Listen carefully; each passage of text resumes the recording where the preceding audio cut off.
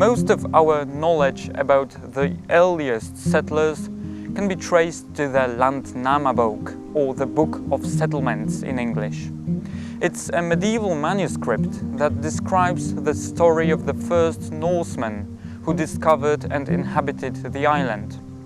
The Book of Settlements mentions Irish monks, known as the Papar, as the first settlers, who left the island due to the harsh conditions shortly before the Norsemen arrived. They left crosses, books and bells later discovered by the Vikings. We are told Scandinavian sailors discovered Iceland by accident. After a few research trips, the colonization started.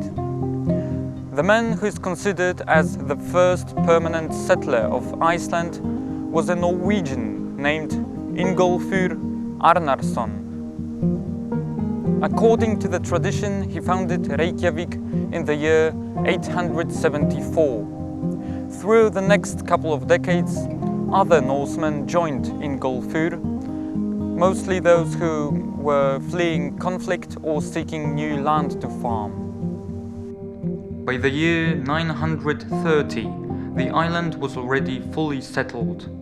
All arable land was inhabited. The settlement had grown to a point when a new form of governance was necessary. The chieftains had established their Alþingi, which is considered to be the world's oldest nationwide parliament. The Alþingi, or the Althing in English, was an assembly of all free Icelanders. They gathered on the Þingvellir plain once a year in summer to constitute new laws and appoint juries. Laws were not written down, but instead were memorized by an elected law speaker. When the Althing took place, crowds of peasants, merchants and craftsmen gathered together. It was the most important social event of the whole year.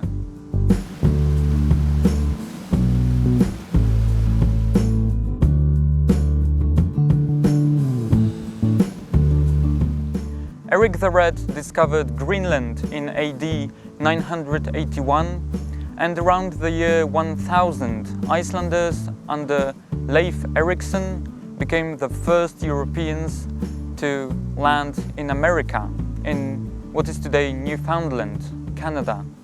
The colonization of America, however, did not succeed, probably due to the conflicts with the natives, and so the Vikings abandoned the new continent. The settlers of the Iceland believed mostly in Norse mythology and gods such as Odin, Thor, Freya and many others. Throughout the 10th century, however, many Icelanders converted to Christianity because of the political pressure from mainland Europe. The religious differences caused some conflicts, and so in AD 1000 the Althing decided to convert Iceland as a whole country to Christianity, but pagans were still allowed to worship the gods privately. The first Icelandic bishop, named Ísleifur Gizurarson, was consecrated in 1056 by the Bishop Adalbert of Hamburg.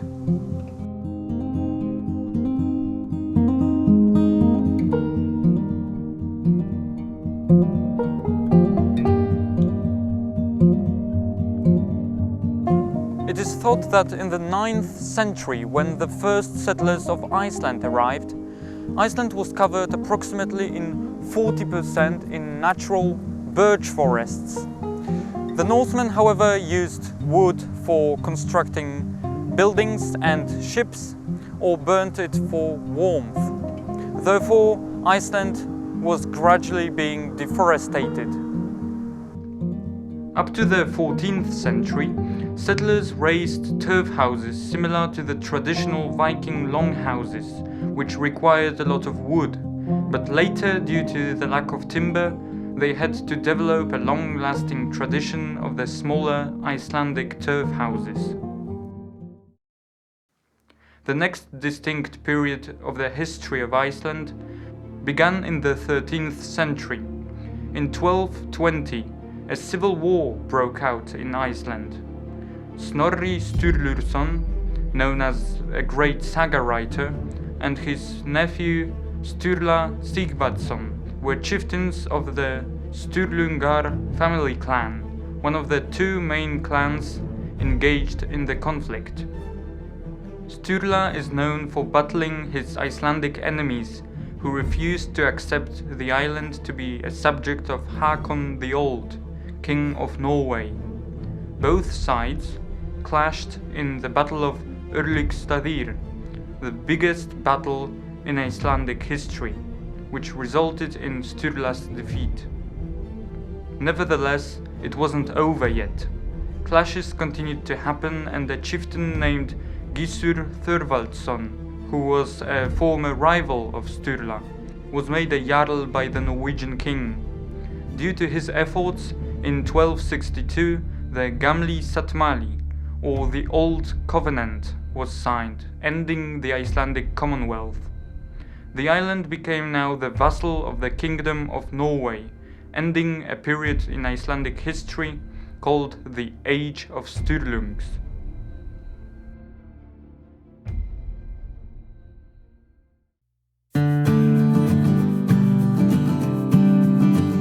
To find out more, we went to the capital of Iceland, Reykjavik, and more specifically to the National Museum of Iceland.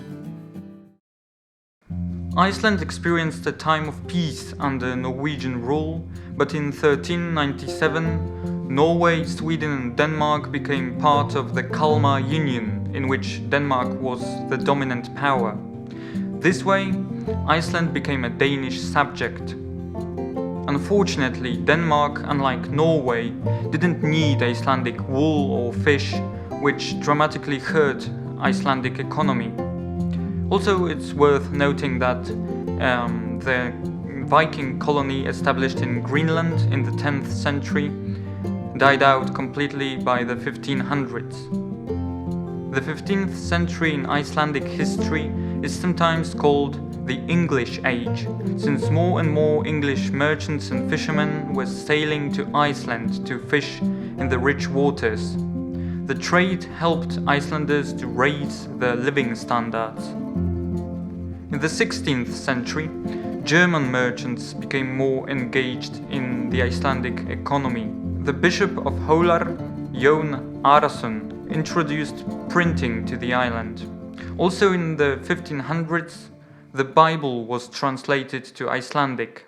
In the middle of the 16th century, Danish King Christian III imposed Lutheranism on his subjects. Some Catholic priests, however, and especially talked already about Jón Arason, refused to promote Lutheranism, and they put up a fight. Tension was growing throughout a few years, but the opposition finally ended in 1550, when Jón Arason was defeated in the Battle of Sauðafell and later beheaded. Followingly, Iceland became Lutheran and remains mostly so to this day. In the year 1602, the Danish-Icelandic trade monopoly was instituted. Iceland was forbidden to trade with anyone except Denmark, which obviously weakened the Icelandic economy. 150 years later, in the second half of the 18th century, the most tragic period in the Icelandic history started. The climate of Iceland had reached an all-time low since the original settlement. On top of that, something totally unexpected happened.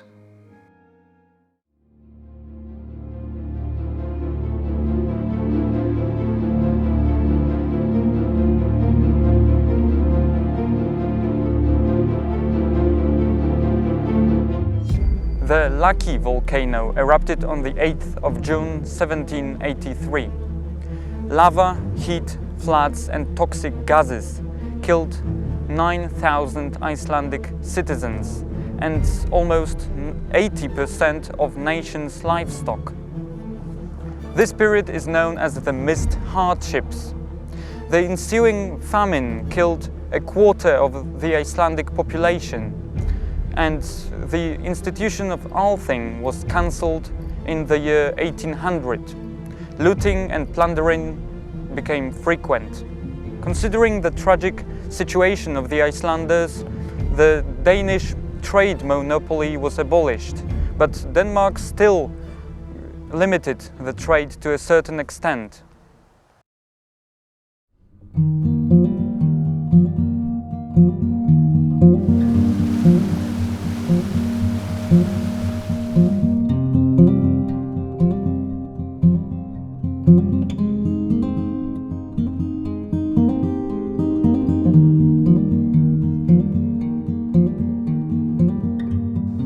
At this time, Reykjavik became the capital of Iceland with only 200 inhabitants.